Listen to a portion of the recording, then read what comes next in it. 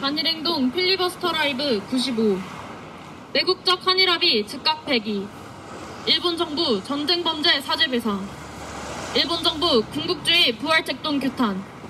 반일행동 필리버스터 라이브 시작하겠습니다. 76년 전 우리 민족은 일제 식민지 통치에서 벗어났습니다. 그러나 일제 식민 통치에서 벗어났다고 해 우리 민족이 당한 고통까지 사라진 것은 아닙니다. 일본 정부에서 조직적으로 자행한 전쟁 범죄는 아직 우리 민족 역사의 아픔으로 남아 있습니다.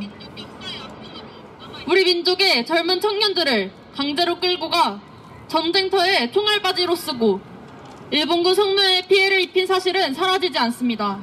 일본군 성노예 피해 할머니들께서는 평생에 걸쳐 상처를 기억하고 살아가고 계십니다. 국가에 등록된 일본군 성노예 피해자는 이제 15분밖에 남지 않았습니다. 이제는 우리 후대들이 나서서 역사의 진실을 밝혀야 합니다. 오늘은 할머니 두 분의 생애를 알려드리려고 합니다.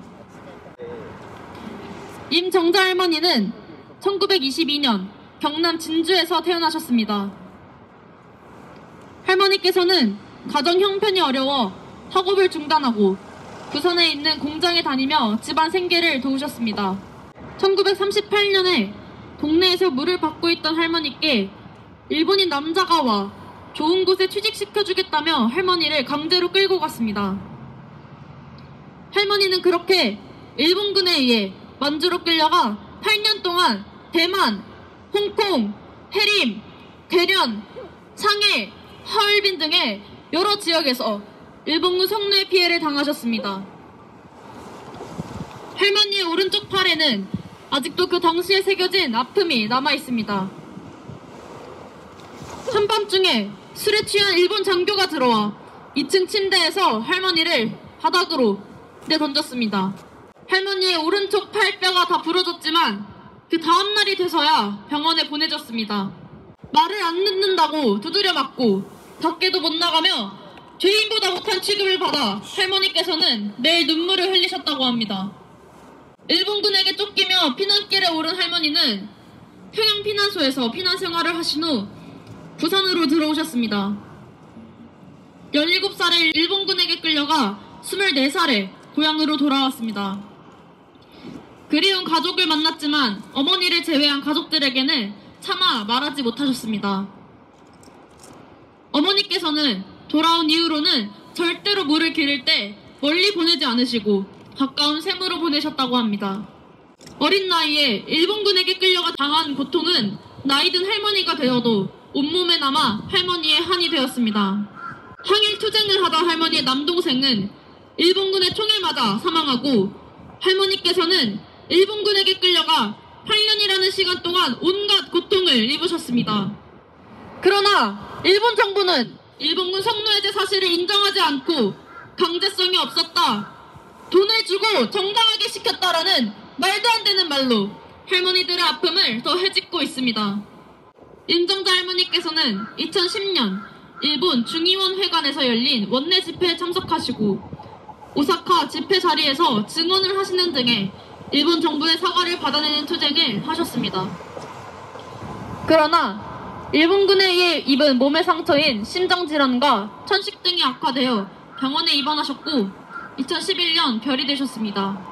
임정자 할머니께서 잊어버리면 절대 안 된다 라고 하신 말씀을 들으면서 일본 정부의 사죄 배상을 받아내고 일본군 성노예제 문제가 해결될 때까지 우리가 투쟁해야겠다는 것을 다시 한번 새기게 됩니다.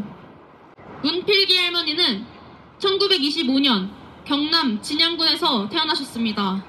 공부를 하고 싶으셨던 할머니를 위해 어머니께서 몰래 학교에 보내주셨지만 아버지의 반대로 집안일을 도우며 지내셨습니다. 공부를 못했던 것이 한이 되셨던 할머니는 18살에 마을에 일본의 앞잡이 노릇을 하던 아저씨가 공부도 하고 돈도 벌 수 있는 곳으로 데려다 준다고 꾀어내어 아저씨를 따라 트럭을 타고 부산으로 가게 되었습니다. 부산에서 기차를 타고 간 곳은 만주에 있는 위안소였습니다. 만주에 도착해 처음 몇 달은 낮에는 간호부 일을 하고 밤에는 일본군 성노예 피해를 당하셨지만 얼마 지나지 않아 병원 일도 그만두어야 했습니다.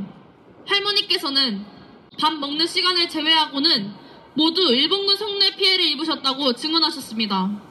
일본군은 술에 취해 칼을 뽑아 행패를 부리고 구타를 하고 심지어 말을 듣지 않는다며 시뻘겋게 달구어진 인두로 할머니의 팔을 지지는 등 사람이 아닌 짐승만도 못한 끔찍한 짓을 벌였습니다. 종전이 되고 할머니께서는 위안소에서 도망쳐 나와 밤낮을 걸어 평양과 개성을 거쳐 서울로 도착하셨습니다. 꿈에 그리던 고향에 도착했지만 할머니께서는 가족들에게 차마 이야기하실 수 없었다고 합니다. 다른 사람이 알까 두려워 사는 곳도 계속 바꾸셨습니다. 할머니께서는 TV에서 일본군 성노예제 피해자 할머니들의 증언을 듣고 눈물을 흘리시고 1992년 6월 일본군 성노예제 피해 사실을 신고하셨습니다. 처음에는 신고하는 것을 망설였으나 지금까지 가슴 속에만 넣고 있던 것을 다 털어놓고 나니 가슴이 후련하셨다고 합니다. 이후 할머니께서는 매주 빠짐없이 수요 시위에서 일본 정부의 사죄를 받기 위해 투쟁하시고 일본 검찰에 일본군 성노예제 문제 책임자 처벌을 위한 고소를 하시는 등의 일본군 성노예제 문제 해결을 위한 투쟁을 적극적으로 해나가셨습니다. 평생 가슴에 못 박고 잊지 못할 상처를 안고 죽을지도 모른다는 할머니의 말씀은 우리가 일본 정부의 사죄 배상을 받아내는 투쟁을 더욱 가열차게 해야 한다는 결심을 하게 됩니다. 할머니들이 당한 고통은 우리가 알고 있는 것이 전부가 아닙니다. 세상에 드러난 사실은 빙산의 일각일 뿐입니다. 일본군 성노예제 문제는 개인의 문제가 아닙니다. 일본 제국주의 국가가 조직적으로 자행한 전쟁 범죄로 전쟁이 일어난다면 다시 생길 수 있는 문제입니다. 이 문제는 우리가 모두 나서서 해결해야 하는 문제입니다. 할머니들께서는 우리 후대들에게는 절대로 이런 일이 없게 하기 위해서 할머니들이 이 문제를 끝내려 결심하셨다고 말씀하셨습니다. 일본은 지금 세계의 여러 분야에서 국가 차원의 역사 왜곡을 자행하며 자신의 전쟁 범죄 사실을 감추려 발악하고 있습니다. 꽃은 꺾을 수 있어도 봄이 오는 것은 막을 수 없다는 말처럼 일본과 친일 극우무리의 발악은 우리 민중의 반일투쟁을 향한 마음을 막을 수 없습니다. 우리는 일본이 전쟁 범죄 사실을 인정하고 피해자들에게 사죄 배상하고 일본군 성노예제 문제가 해결되는 날까지 실천으로 투쟁해야 합니다. 우리 모두가 나서서 투쟁할 때 반일투쟁은 승리할 것입니다. 그 반일투쟁의 선봉에서 이 땅의 양심적인 청년 학생이 앞장서서 나갈 것입니다. 투쟁!